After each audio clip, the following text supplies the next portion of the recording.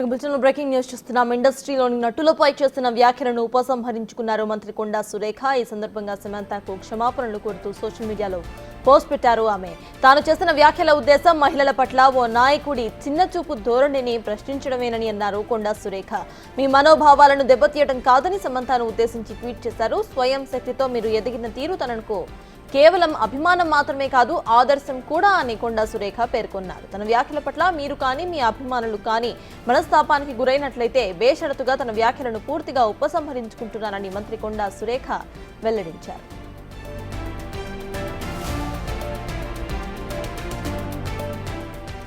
నిన్న రాత్రి కొండా సురేఖ సంచలన వ్యాఖ్యలు చేశారు. రాజకీయాలతో పాటు ఇండస్ట్రీని కుదిపేస్తున్నాయి. అయితే బీఆర్ఎస్ వర్కింగ్ ప్రెసిడెంట్ కేటీఆర్ ను విమర్శిస్తూ ఇండస్ట్రీ వాళ్లను రాజకీయాల్లోకి తీసుకొచ్చారు.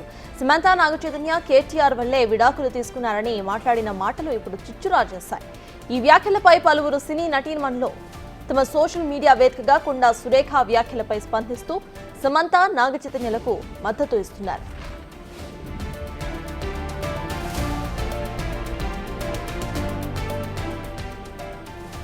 సమంత గురించి కొండా సురేఖ చేసిన సంచలన కామెంట్స్ కి నటి సమంత కౌంటర్ ఇవ్వడమే కాదు, అక్కినేని ఫ్యామిలీ సభ్యులు తీవ్రంగా ఖండించారు కూడా.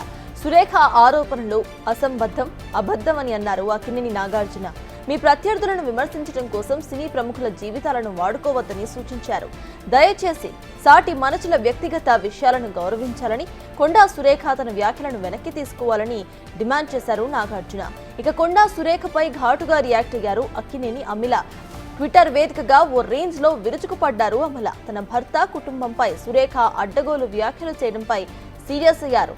అంతేకాకుండా మంత్రి వ్యాఖ్యలు విత్డ్రా చేసుకునేలా చర్యలు తీసుకోవాలని రాహుల్ గాంధీని డిమాండ్ చేశారు అమల.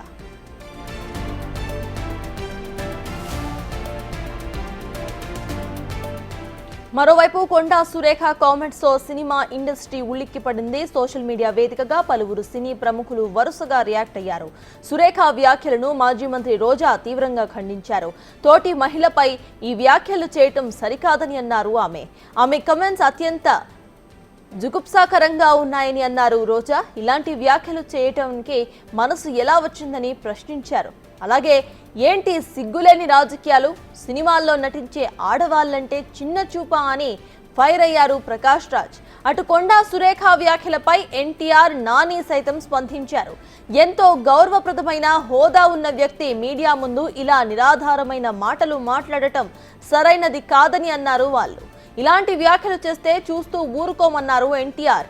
రాజకీయ నేతలు ఎలాంటి అవాస్తవాలు మాట్లాడినా చెల్లుబాటు అవుతుంది అనుకోవటం చూస్తే అసహ్యం వేస్తుందని మండిపడ్డారు నాని. మొత్తంగా మంత్రి కొండా సురేఖ కమెంట్స్ సినీ ఇండస్ట్రీలోని దుమారం రేపుతున్నాయి. ఆమె వ్యాఖ్యలను తీవ్రంగా ఖండిస్తున్నారు సినీ ప్రముఖులు. దీంతో కొండా సురేఖ వెనక్కి తగ్గారు. అయితే ఈ వివాదానికి ఇక్కడితో ఫుల్ స్టాప్ పడుతుందా లేక మరో మలుపు తిరుగుతుందా అనేది సస్పెన్స్ గా మారింది.